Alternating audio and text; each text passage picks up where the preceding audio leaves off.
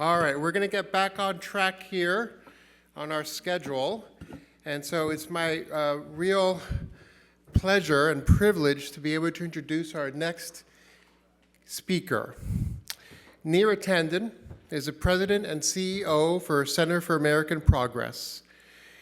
Neera is serving as CEO for Center for American Progress and also the CAP Action Fund, and she's been the preeminent architect of modern domestic policy and a veteran advisor across 3 presidential administrations. Her career-long commitment to progressive reform began as a senior policy advisor in the Clinton White House, leading to pivotal roles in domestic policy to President Joe Biden and director of Domestic Policy Council. A graduate of UCLA and Yale Law School, she leverages her deep legislative expertise and executive leadership to drive signature national achievements and expanding health insurance coverage and to lowering prescription drugs. Neera continues to drive systemic change as a leader of the nation's leading progressive policy institute, bridging the gap between high-level federal governance and bold and actionable ideas for the American public. But beyond that, Neera is one of our most effective advocates. And when I say most effective, she gets shit done, okay?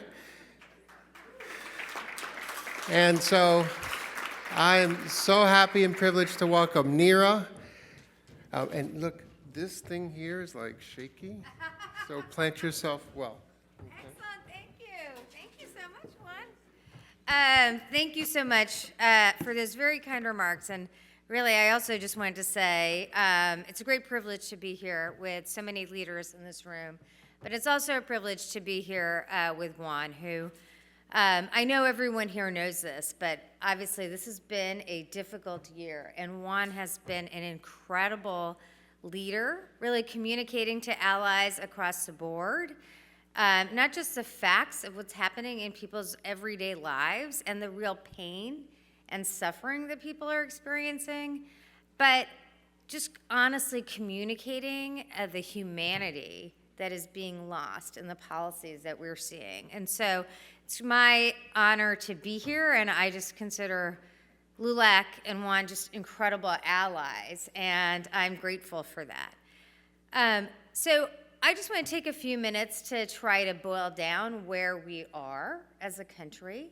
And I think you've probably had a rich and robust conversation already about the stakes that everyone is experiencing. And, you know, I could delve down into the policy discourse on the Hill right now about how to rein in ICE and all of the harms we're seeing, but I also think we should just step back and understand.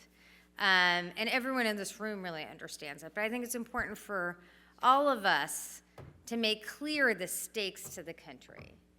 Obviously, when ICE is doing the incredible harms that are taking place today in every corner of the country, not just in Minneapolis, but every corner, what's fundamentally at stake is people's basic rights. But what is really happening in this fight is not just a debate about immigration, but fundamentally a debate about who this country is for. They are using immigration policy today and these extreme tactics to drive people away. The fundamental goal here, I think we can just all be candid, is to essentially use terror as a tactic. How many people know someone in this? How many people in this room know someone who is scared of an ICE raid? Right? That is a policy creating fear across the country, not for just the undocumented, not for just people on green cards, but people who've been here forever, citizens and undocumented alike. Because what we are seeing is not just an immigration strategy, It is a way to pick up people who have a different skin color and harass them. The Supreme Court has sanctioned that. For several months, they sanctioned Kavanaugh stops. And what I think was really important for us to understand is this has been part of a long battle for decades and really centuries, which is, who is this country for? Is it for all of us in this room, or is it only for some of us?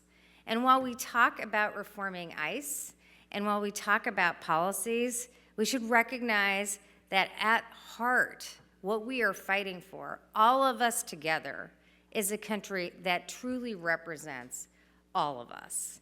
And that is why I am proud to be in this fight with LULAC and so many others. And I think we should also understand, why are we having this debate? Why are they targeting immigrants? Why are they going after communities?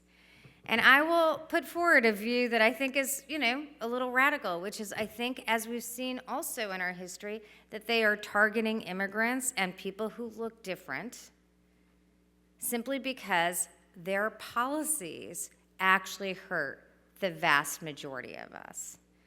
We all care about health care. This administration is taking health care away from 20 million Americans who work hard every day. We all care about investments in our communities. Blue states are being punished for simply voting differently, taking away resources from everyone. All families are struggling to make ends meet. Latino, Black, brown, Asian, white, working class families, middle class families are struggling to make ends meet. Yet, this administration is putting tariffs that disproportionately hurt working class people. Those tariffs are making all of us pay more while they have policies that help the wealthiest and most well-connected. So I think a lot is at stake in these debates, but what's at stake is whether this country is helping all of us or just a few of us, if this country is for all of us or just a few of us. And that's why these fights are so crucial, not just for immigrant communities, but for all Americans. This is a fight we've had since our founding, which is, again, if all of us have a seat at the table of power, or just a few of us. Now, I also want to say that I'm very proud of the work the Center for American Progress has done on the issues of immigration, and my colleague Debu Gandhi is somewhere here. Debu, do you want to just put yourself out? I think he said, there he is, right in the back.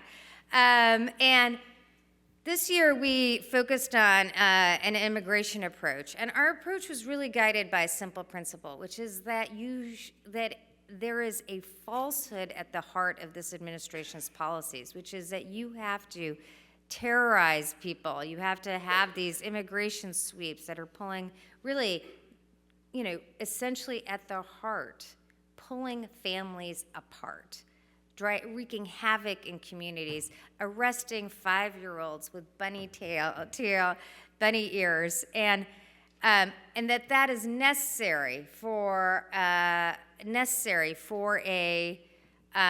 approach to the border or security, et cetera. And so we put forward a framework that reforms asylum, makes sure that we have true asylum for all Americans, secures the border, expands legal immigration because this country needs more immigrants, not fewer immigrants, and expands protections for undocumented Americans, giving people a path to citizenship for people who've been here for a decade or more. And at the heart of that policy is to show that we do not have to do this kind of harm to people in order to secure the border.